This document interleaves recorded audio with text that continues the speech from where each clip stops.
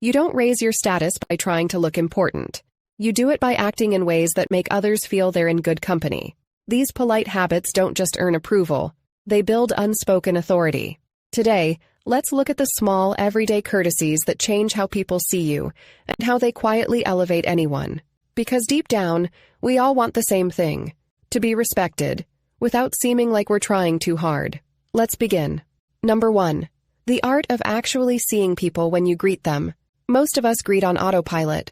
Polite words, empty eyes, a mind already elsewhere. It's become such a reflex that sometimes we don't even register who we've greeted. The proof? That awkward moment when you're formally introduced to someone at a meeting or event and realize you've been riding the same elevator with them every morning for months. You both laugh, pretending it's funny, but inside you're thinking, how many times did I nod right past this person without actually seeing them? That's the danger of automatic politeness. It looks fine on the surface, but it's empty underneath. Number 2. Introducing yourself properly, even in awkward situations. Last week I went to a birthday dinner for my friend Eva. I was 5 minutes late, but apparently early enough to beat the host. She wasn't there yet. At the table sat one woman, alone, scrolling through her phone. So I smiled, walked over and said, "Hi, I'm Martina." She looked up and said, "Oh, I'm not Eva." It caught me off guard because, obviously, I knew she wasn't Eva. And that's the funny thing. We think good manners are about saying the right lines, but real etiquette is about closing the loop. If someone introduces themselves, you respond. You offer your name too. Number 3. The power of a specific thank you. There's a manager I know who thanks their team after every presentation, without fail. And finally, I'd like to thank to my team. On paper, that sounds lovely, but in person, it lands flat. You can tell it's straight out of a corporate training manual. The same tone, the same words, every single time. And the irony? The more often they say it, the less anyone feels appreciated. Because politeness without sincerity is just noise. A real thank you has detail. It notices something. Specificity is what makes gratitude feel human. Anyone can memorize a polite phrase. But the people who take a second to actually see what they're thanking you for, they're the ones who quietly stand out and are remembered long after the meeting ends. Number 4. The compliment reflex. There's a certain kind of politeness that feels rehearsed. The overeager, "You look amazing," that pops out before someone's even looked up from their phone. And right on cue, the automatic "you too" follows, even if the other person just came from the gym or looks half asleep. It's all on autopilot. Exaggerated smiles, recycled compliments, zero observation. And somewhere along the line, the compliment stopped being kind and started being filler. The truth is, a compliment isn't a mandatory part of a greeting. It's meant to be earned, not inserted like punctuation. When every "you look great" sounds identical, it loses its warmth, like a copy-paste version of friendliness. Real grace is noticing first, then speaking. Because when a compliment actually reflects what you see, it feels personal, and that's when it truly lands. Number 5. Giving grace when it's not deserved. Every office, cafe, or supermarket has that one person who treats minor inconveniences like moral emergencies. Their coffee's late? Unbelievable. Someone bumps their chair? Some people have no awareness. You'd think civilization was ending, one latte at a time.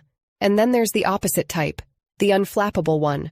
Their order's wrong, their email crashes, the waiter spills soup directly onto their sleeve, and somehow, they just smile and say, "Don't worry, I needed a dry clean reminder anyway." That's social genius right there, and everyone around them instantly relaxes. Grace in small disasters isn't weakness. It's control disguised as humor. It says, "I'm not joining your chaos, I'm managing mine."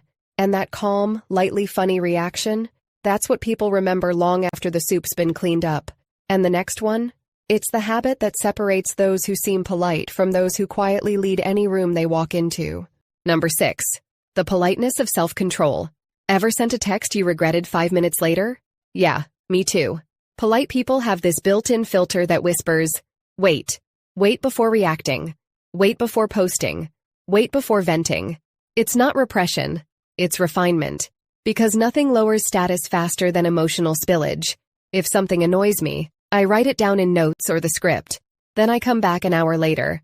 By then, the urgency has vanished, and what's left is perspective, which always sounds more elegant than rage. Number 7. Choosing tone over words. It's wild how two people can say the same thing and leave opposite impressions. Can you move your bag? Versus, would you mind if I sat here?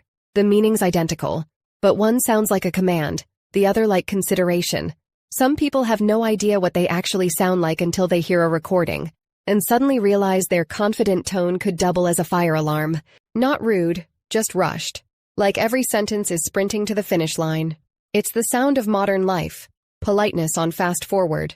Authority isn't in the volume or the speed. It's in the ease. The louder someone tries to sound important, the less they usually are. Number 8. Noticing the invisible work. When someone quietly keeps things running, cleans up, remembers details, most people overlook it, but the refined notice and acknowledge it. Thank you for organizing that. I saw how smoothly you handled that chaos. That kind of recognition costs nothing but earns quiet loyalty, because what people remember isn't your title, it's how you made them feel capable and respected. And in every setting, the person who sees others clearly always stands higher. Number 9. Closing the circle. We've all seen it happen. You're mid-conversation, nodding along, when the other person suddenly spots someone more important across the room. Their eyes light up, their body turns halfway, and you can literally feel their attention exiting the chat. 5 seconds later, they've fully pivoted toward their new target. Boss, influencer, anyone shinier, and you're left talking to the side of their shoulder. No excuse me, no wrap-up, not even a polite smile. Just social ghosting in broad daylight. It's almost impressive how fast courtesy disappears when opportunity walks by. But here's the truth. That tiny habit quietly lowers status. Because the people who can hold their ground, finish a thought, and then excuse themselves look infinitely more composed. The elegant way? Close the loop. A simple, "It's been great chatting. I'll let you catch up with them," keeps everyone's dignity intact. Number 10.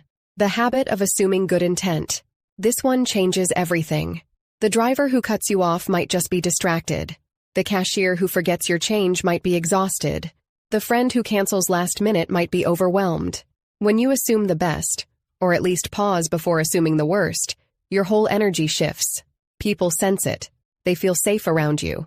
And safety, in social dynamics, is the most magnetic currency there is. Number 11. Making everyone feel like somebody. You can tell a lot about a person by how they treat the ones who don't matter. Some reserve their warmth for the CEO or the well-dressed guest. Everyone else just blends into the wallpaper. And then there are the rare few who make everyone feel seen. They'll notice the intern's new haircut, thank the code attendant by name, or ask the waiter how their evening's going. Not to perform, but because they're genuinely curious. It's never loud or overdone. Just small acknowledgments that quietly say, "You're part of this too." People remember that. In a world obsessed with status, the ones who give dignity freely always end up having the most. And that's why polite habits effortlessly elevate how others respond to you. Not because you're trying to look refined, but because calm is your default, and respect is your language. So tell me, which of these polite habits do you already use without realizing it? Comment below. I always love reading your stories. Don't forget to like, subscribe, and see what's new in my Amazon storefront. As always, stay classy, manners matters.